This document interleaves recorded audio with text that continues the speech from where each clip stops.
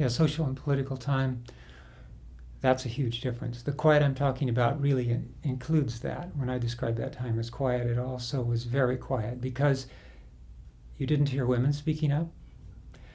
You certainly heard nothing about lesbian, gay, bi, trans, or any of the community. It was, if anyone was heard at all, it was usually businessmen, white businessmen of a certain age, and that being over 30 by far, usually, not always. I mean, that was my perspective as a kid growing up. Yeah, children were supposed to remain children for quite a long time. So where did the switch happen? I tell you what, I thank the 60s forever. Yeah, the energy that was there. Obviously, other groups before us.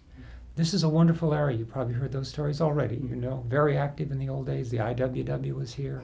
Very progressive, very active kind of community. Seattle. Well, certainly there was a beatnik kind of community here in the 50s, and there was the hippie movement in the 60s. And right at the time when I was becoming aware of things, I'd gone to work.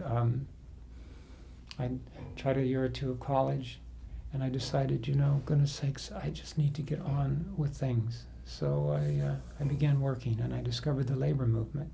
And for me, that was the entry into activity, the labor movement, which I trust and love to this very day. It is now needed more than ever, incidentally.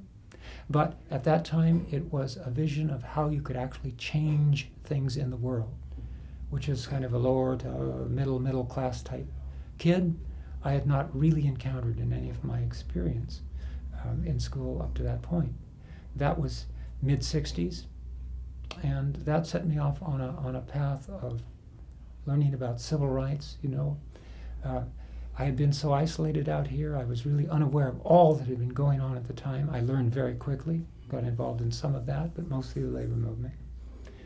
And then eventually, through a number of experiences, that led me on into the gay and lesbian movement as perhaps the only way I could deal with the feelings that were emerging in me. Sure. Yeah. I mean, in '68, at that point, I really learned about a lot of the activist movements, and I went to Europe to go to Paris in May of '68, where, as you probably know, there was a revolution going on. It was stunning, because although we had been in the streets here, anti-war rallies, just as they are today, all these years later, we'd been in the streets here, but nothing like they were in the streets in Paris in May of '68. So I learned a great deal and was quite impressed there.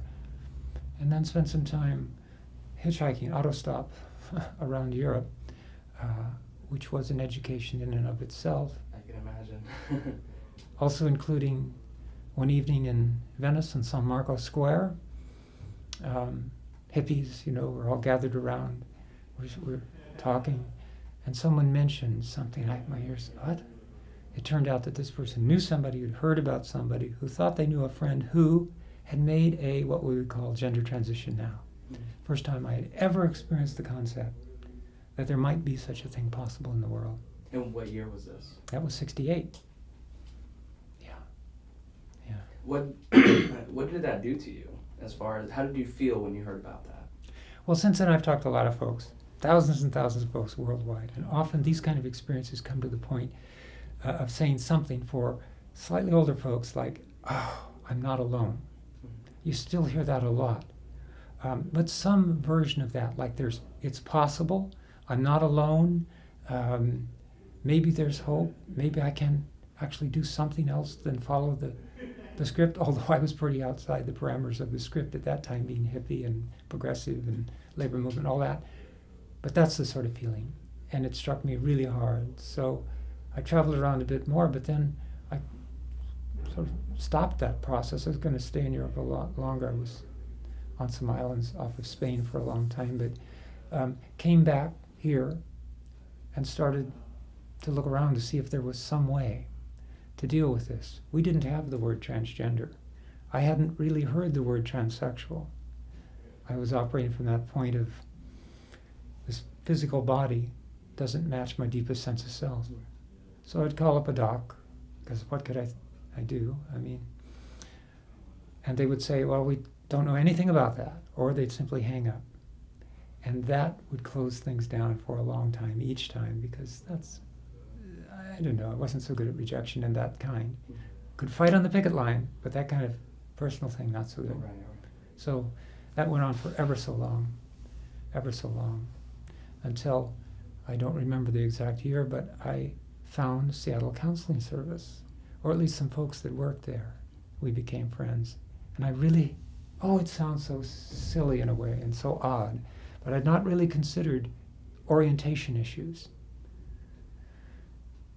There are no great perfect differences, but one possible distinction, orientation, identity. They're obviously like that, but it's difficult to know that unless you had a conversation or two, and I certainly hadn't in those years, didn't have the words.